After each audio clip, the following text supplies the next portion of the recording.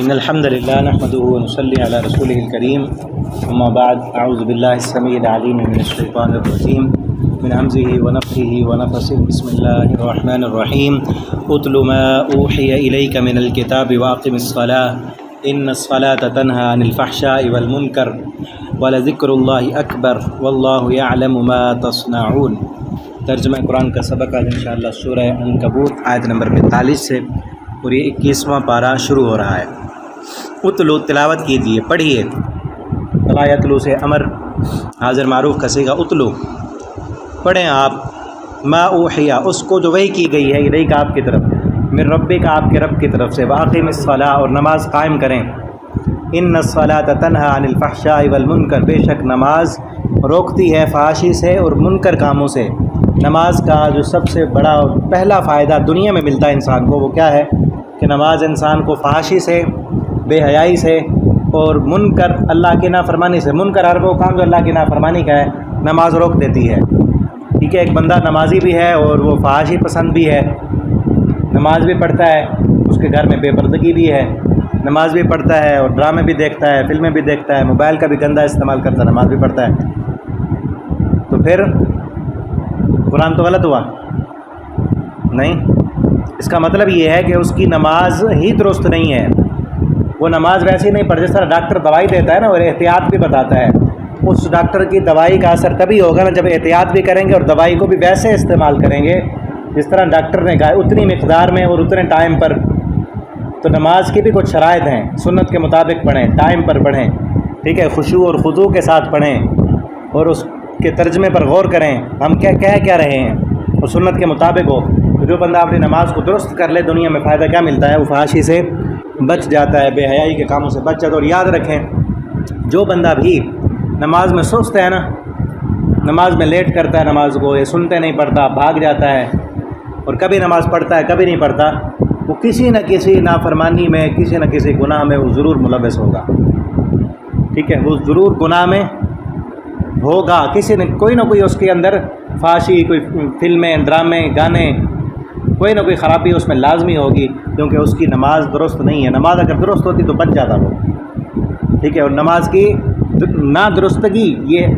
بتا رہی ہے کہ اس کے اندر کوئی نہ کوئی خرابی ہے، کہ جس وجہ سے یہ نماز اس کی درست،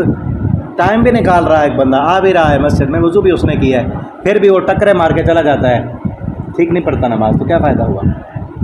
وَلَا ذِكْرُ اللَّهِ اکبر، اور اللہ کا ذکر بہت بڑی چیز ہے۔ وَلَا ذِكْرُ اللَّهِ اکبر، سب سے بڑی چیز اللہ کا ذکر ہے، اور نماز اللہ کا ذکر ہے،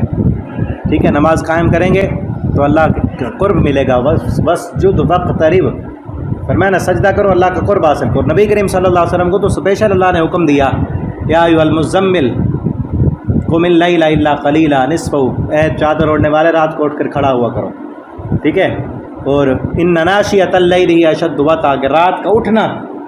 یہ نفس کو کچل دیتا ہے، کہ نفس پر انسان کو کنٹرول حاصل ہوتا ہے۔ اور اسی طرح دوسری جگہ پر فرمایا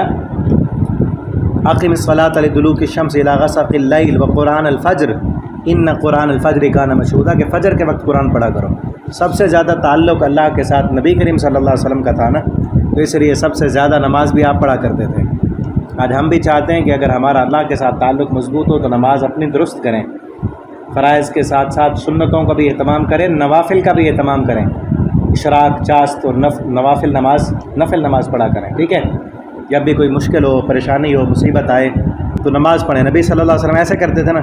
ہم عائشہ فرماتے ہیں جب بھی کوئی مشکل آتی آپ صلی اللہ علیہ وسلم اٹھتے، وضو کرتے اور نماز پڑھتے،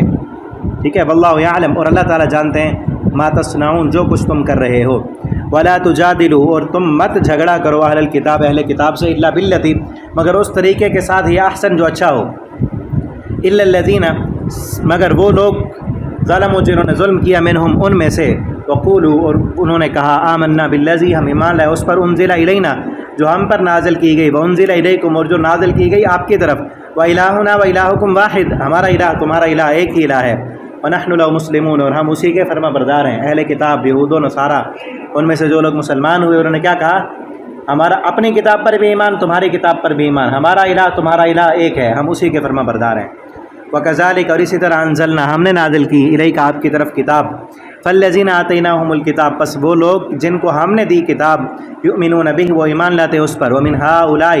اور ان میں سے من یؤمن بہ جو ایمان لاتے ہیں اس پر وما یجحد اور نہیں انکار کرتے ہماری آیتوں کا مگر کافر لوگ وما کنتا اور نہیں تھے آپ تتلو من قبلی پڑھتے اس سے پہلے من کتاب ان کوئی کتاب ولا تخطو اور نہ آپ لکھتے تھے نبی صلی اللہ علیہ وسلم سے خطاب ہے کہ اس قرآن سے پہلے آپ کوئی کتاب نہیں پڑھتے تھے آپ اپنے ہاتھ سے کوئی کتاب نہیں لکھتے تھے اذا لارتاب المبطلون اذن تب شک میں پڑھتے باطل پرست لوگ اگر آپ پڑھے لکھے ہوتے تو تب تو ان کو شک ہوتا نا کہ یہ شاعر ہے یہ پڑھا لکھا ہے یہ اپنی طرف سے پہلے بھی بناتا رہا ہے لکھتا رہا اس طرح کی کتابیں تو اب بھی یہ بنا رہا ہے آج سے پہلے آپ نے کوئی کتاب پڑھی ہی نہیں کسی کے شاگردی آپ نے اختیار نہیں کی تو یہ کیوں کہتے ہیں یہ ساحر ہے کبھی کہتے ہیں ساحر ہے کبھی کہتے ہیں مسحور ہے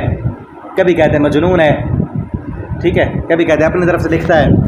آپ نے آج تک کوئی کتاب نہیں لکھی 40 سال کا عرصہ ہو گیا کوئی کتاب پڑھی تک نہیں تو کیسے آپ لکھ سکتے ہیں ٹھیک ہے اگر لکھتے پڑھتے ہوتے تو تب تو شک ہوتا کہ پہلے بھی اس نے کتابیں لکھی ہیں اب بھی لکھ رہا ہے بلکہ ہوا آیات وہ آیات ہیں بینات روشن فی صدور الذین اوتوا العلم ان لوگوں کے سینوں میں ہیں جو علم والے ہیں وما یجحد بآیاتنا الا الظالمون اور نہیں انکار کرتے مگر ظالم لوگ یعنی یہودی عیسائی اور مشرک وقالو اور کہا انہوں نے لولا انزلا کیوں نہیں نازل کی گئی اس پر آیات من ربی نشانیاں اس کے رب کی طرف سے معجزات قل کہہ دیجیے انما الآیات عند اللہ بے شک نشانیاں میرے اللہ کے پاس ہیں وانما انا نذیر مبین بے شک میں ڈرانے والا ہوں واضح اولم یکفیہم کیا بھلا ان کے لیے یہ کافی نہیں بات انا انزلنا علیک الکتاب کہ ہم نے نازل کی ان پر کتاب اس کتاب سے بڑی کیا نشانی ہو ان کے لیے یہ کتاب جو ہر دور میں معجزہ ہے اور ہر دور میں چیلنج ہے ٹھیک ہے ہر دور میں جس چیز کا بھی عروج تھا اس قرآن نے اس عروج کو توڑا ہے اس وقت زبان دانی کا عروج تھا تو قرآن نے اپنی لفاظی کے ساتھ اور زبان دانی کے کمال کے ساتھ ان کے عروج کو توڑا اور آج دور ہے سائنس اور ٹیکنالوجی کا جہاں تک اب سائنس پہنچ رہی ہے قرآن نے 1400 سال پہلے وہ چیزیں بتا دی ہیں ٹھیک ہے ان فی ذلک لآیہ بے شک اس میں نشانی ان فی ذلک لرحمہ بے شک یقیناً اس میں رحمت ہے اور ذکر ہے لقوم یؤمنون ایمان لانے والی قوم کے لیے بہت بڑی نصیحتیں ہیں